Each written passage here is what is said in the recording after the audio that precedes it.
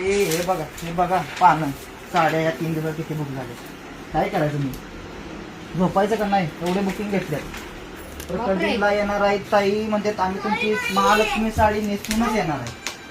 3 दिवसामध्ये जवळपास बघा 450 साडी महालक्ष्मी बुकिंग आहे. बघा दाखवतो नंबर वगैरे सगळं 450 महालक्ष्मी बुकिंग. आणि कलर कुठला लाल कलर नंबर बघा पर्पल कलर बघा नंबर बघा.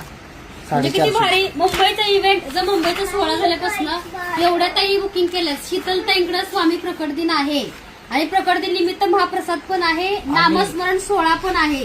प्रकट दिना दिवशी लोक म्हणतात आम्ही ताईंची महालक्ष्मी साडी नेसूनच स्वामींच्या प्रकट दिनाला येणार.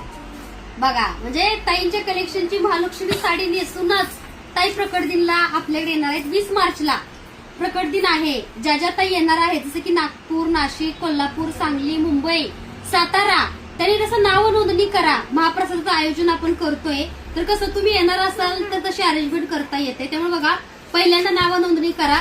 स्वामींची मूर्ती हवी असेल तर अगोदरच बुकिंग करावी लागेल. त्या दिवशी तुम्ही अगदी स्वामींना घरी नेऊ शकता आपल्याकडून, पण तुमचं बुकिंग असणं खूप गरजेचं आहे. तरी सुंदरशी महालक्ष्मी साडी आहे बरं का. स्वामी प्रकट दिन निमित्त गुढीपाडव्या निमित्त सुद्धा घेऊ शकता. सगळ्या बुकिंगच्या साड्या आहेत. 450 साड्यांचं बुकिंग आहे. 1000 साड्या बघा काल बनवून घेतल्या. आणि प्रकट दिन दिवशी सुद्धा बऱ्याच तिथे येणाऱ्या साड्या घ्यायला त्या वेगळ्याच.